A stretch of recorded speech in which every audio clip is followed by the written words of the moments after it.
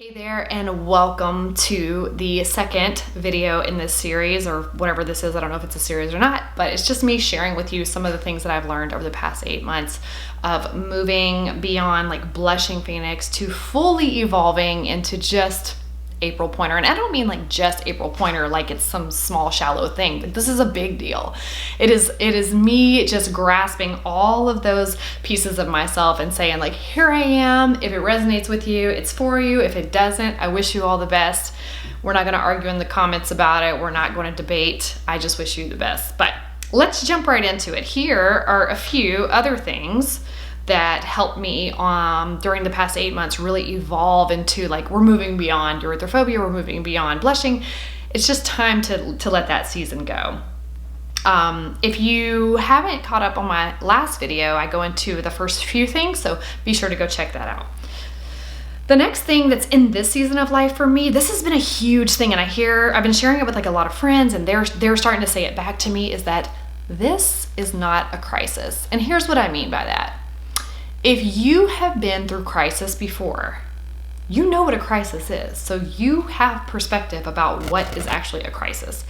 In your day-to-day, in your work, in your social situations and family situations, when there are annoyances and frustrations and challenges and roadblocks, we can get really amped up and start talking about things as if there's some crazy, dramatic crisis. And it's not.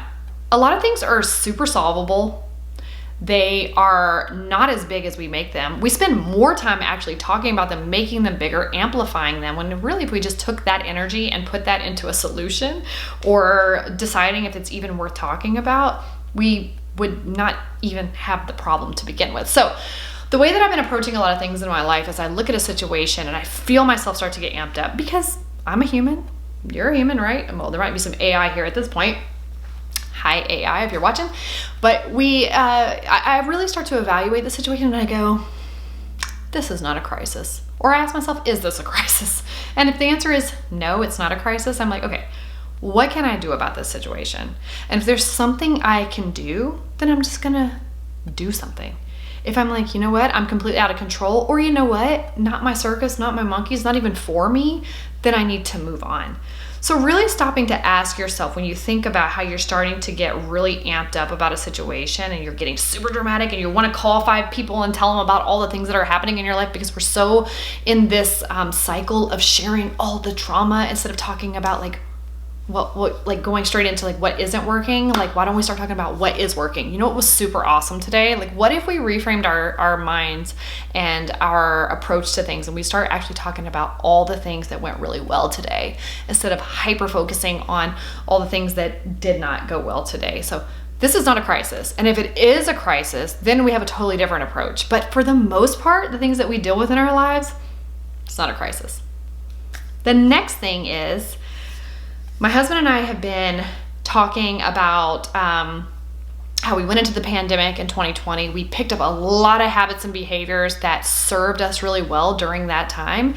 But now we're in 2024. And so what we're saying to ourselves is, it's not the pandemic anymore. Those behaviors, those habits, those thinking patterns, those excuses that we made for ourselves, it's not the pandemic anymore. So who do we want to be in 2024 that is like post-pandemic and we're out of it now? So how are we living our lives? What habits do we pick up that we love and we want to hang on to? And what habits do we cling to that we're like, it's just part of who I am now, instead of like, no, it's not the pandemic anymore. When we went into the pandemic, I went into a work from home situation, and oh my gosh, I love working from home so much because I've always worked in an office, and what working from home made me realize was that how much my freedom was taken away from me, how much time I missed with my kids, how much time I missed like being at home. I remember at one point, probably like 2017-ish, I was working in addiction treatment and I was working around the clock, and I remember sitting on my couch one morning looking out at my living room, the fireplace, the stairs, and I was like, it's awesome that my husband and I bought this house, but I don't even live here. I'm never here. And when I am here, I'm like seeing kids for 5 minutes, making a dinner for 5 minutes, getting in the shower, going to bed, waking up, going to work again. And I just remember sitting on that couch and feeling really sad about my life, that we have all of these things that we had worked for and we wanted in our lives, and I don't even enjoy it because I'm not present and I'm exhausted. So going into working from home made me realize just all the freedom and flexibility I was missing out on. However, now that we are out of the pandemic, I had started to convince myself that I love being at home. I don't like being around people. I am a social person and I like a little bit of both. I'm ambivert. I like people, and then I love decompression time. I need to be in my feelings. I need to be in my philosophies. I need to write. I need to be creative, and I need both. So I have made it my mission to make sure that I am being social in 2024 with a good balance, and mentally, that's just so much better for everybody. We are meant to be in connection with other people and not isolated. When we get isolated, we can convince ourselves that we love to be alone and in the silence, but you don't. You don't. It feels safe, but it's also a trap. So just keep that in mind. The next thing I want to share with you is starve the beast. This is something that my husband and I have been saying for years. You will hear it all the time around us. We're saying, stop feeding the beast or starve the beast. If you want something to die, don't feed it. It will starve to death and it will die. And what I mean by that is, if there are anything that's draining your energy, people, environments, relationships, already said environments, what else? Conversations, habits that you have, things that are draining your energy, that you talk about, that you, maybe there's some drama and you're constantly talking about this person and they make you feel this way and blah, blah, blah, blah. If it is draining your energy, you have to stop talking about it. When I had debilitating anxiety back in 2011, my husband was a great support to me, but I was obsessed with talking about anxiety because I didn't know what to do with it. So I was stuck in this loop and I would just talk about it all the time. And one day I remember him telling me, you are keeping this alive because you continuously talk about it. You need to starve the beast.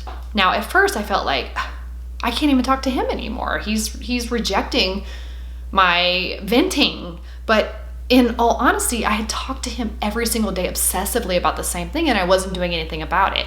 So he was like, you're keeping this thing alive and you're keeping this thing fueled because you're feeding it every time you keep talking about it and not doing something about it. The more energy and focus you put on it, the more amplified it becomes. Now, that's very similar to blushing, and that was a big thing for me when I was overcoming erythrophobia, is that if I was constantly drowning under the insecurity of it, or constantly talking about it, or constantly sharing about it, or constantly obsessing about it, you are keeping it alive because you're telling your brain this is a really big deal. This is something that we survived. This is something that we're trying to overcome, but we're not quite there yet. You keep that alive in yourself because you're not starving that beast. So that is a big one for us, is to say, starve the beast. So I would say to you, if there's something in your life that is controlling your thoughts and your behaviors and the way you feel and your conversations, and every time you talk to this one person, you'll talk about this one thing, starve the beast. Starve the beast. It's going to be hard at first, and you may actually start to talk about it, but you can even catch yourself and go, oh, we're not talking about this. For example, right as we came into the new year, my husband and I were talking about something, and I said something in regards to something that we would talk about in the past that we would normally just talk about and start to gossip a little bit about this situation. And my husband said, you know what? It's 2024. That is not coming into 2024 with us. And I was like, you know what? You're right. We're starving that beast. And we have not talked about it since. And until talking about it right now, I completely forgot about it. So starve the beast. Let's see. Do we want to do one more? One more. Okay, well, maybe I'll do a couple more because I wanted to make this maybe into like 3 videos, and we're already getting at 10 minutes. Okay, so let's talk about Keep Me Alive. I was watching, this was back when we lived in Tennessee, probably around the holidays, maybe the holidays, coming out of the holidays in 2023. And I was watching a video with Joe Rogan, and I can't remember his name. I want to give credit to him, but it was another guy, and they were really good friends with Anthony Bourdain. And they were talking about when Anthony Bourdain took his life. And one of the guys, the other guy, was like just so disappointed. He was talking about something, and then all of a sudden he just broke down, and he was talking about Anthony Bourdain, and he was like, you couldn't even keep yourself alive. Like, you would do everything for everybody else, but you couldn't even keep yourself alive. Like, you unalived yourself. And he broke down, and Joe Rogan was there with him just holding space.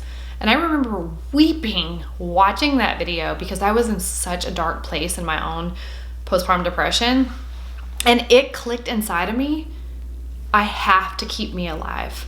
No, I'm not saying I've been like super suicidal multiple times in my life, but I've been there. I have been in the trenches. I've been in the dark places, and I've pulled myself out each time. And when you get there, however, you know, people are like, oh, if somebody would just ask for help, if they would have done this, if they would have done this. Whenever I get a message that somebody that I knew or a celebrity unalived themselves, I feel so deeply for them because I know what that feels like. And I get it. I get it when that's the only answer. Because when you get to that place, there is no talking you out of it because it already makes too much sense in your head. You're beyond the point of no return. And I've been there a couple times. And I can't tell you why people go forward or why people go, fuck that, and come out of it. I don't know. I just know my own story. But what I do know resonated with me is that this guy broke down. He was so heartbroken still that you couldn't even keep yourself alive. And he was pissed. He was like, fuck you. You couldn't even keep yourself alive. And it resonated through my entire body that above all else, I have to keep me alive. And I don't care if I got to cut you out of my life and you out of my life and I got to do this differently and I got to do this differently. It is the most important thing to keep me alive.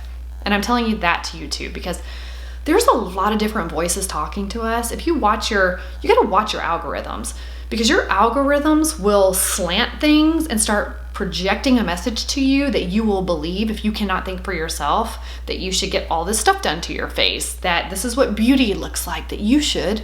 Sometimes I remember looking at TikTok one day. I'm not big on TikTok, but during that season I was just scrolling because it's what we do to numb out. And somehow my algorithm was following my dark mood. And all I kept seeing were these videos on people who had these loved ones who unalived themselves. And they were not saying, they weren't saying things like, snap out of it, man. It was more like, well, sometimes this is the only option people have. And sometimes this is the answer. And we have to look at this like this is a disease, just like cancer. And sometimes that disease is what takes people's life. And I'm like, back the fuck up. Absolutely not. I don't believe that. Get away from me. Get away from me. Because what will happen is it will build this trail for you that this is okay. You should keep paving that path. You should keep going down because this is normal and it's what people do. And sometimes it's the only option for certain people. No, it's not. It is a lie. It is dark. Get away from it. Keep yourself alive. I'm preaching on that because I'm just really passionate about it because I've been there too many times where I have to keep me alive. And I did everything that was uncomfortable, whether that pissed people off or not. I broke up with friendships that were like, this was great in the past season. You are not coming with me to the future. And it's not necessarily that you even did anything wrong, but there is something toxic between us and I can't do it anymore. Moving on. Keep me alive. Keep you alive. The other thing that I did is, this is no shock to anybody, clean eats. My husband had really great advice a couple of years ago when I was trying to I should stop doing this and I should stop doing this. He was like, you know what?